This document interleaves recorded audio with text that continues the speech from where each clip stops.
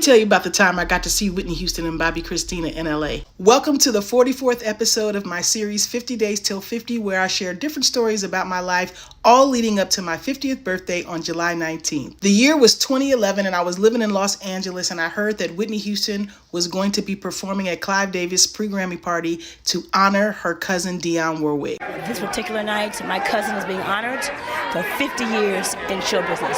That's amazing enough. Now, if you know me even a little bit, then you know I'm a big Whitney Houston fan. So I've made it my business to book me a room at the Beverly Hilton so that I could see Whitney Houston. No matter how many times I had met Whitney before, my goal was always to meet her again. So I packed up me and my microphone and headed to the Beverly Hilton. Now, the night of the actual event, I barely got a glimpse of Whitney. I think I seen her for 3 seconds walking to the elevator. But before I knew it was her, she was gone. However, I did meet a whole bunch of other people, including Chaka Khan. That's the first time I ever met Chaka Khan.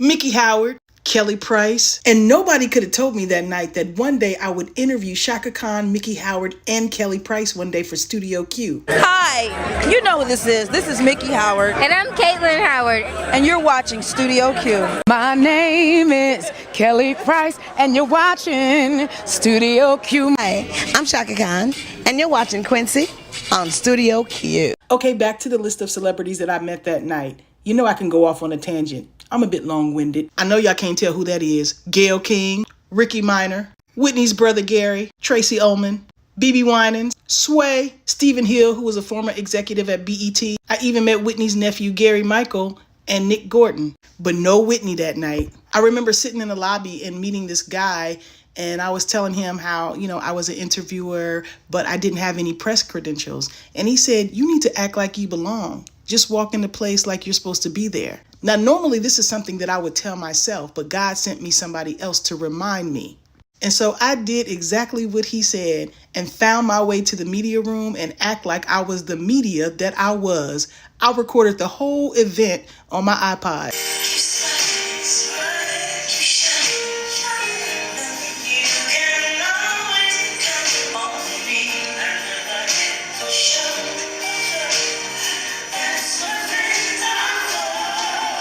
Now, I did get a chance to see Dionne Warwick that night, and I went up and asked her for a picture. She looked me dead in the eye and said, nope, cue music, walk on by.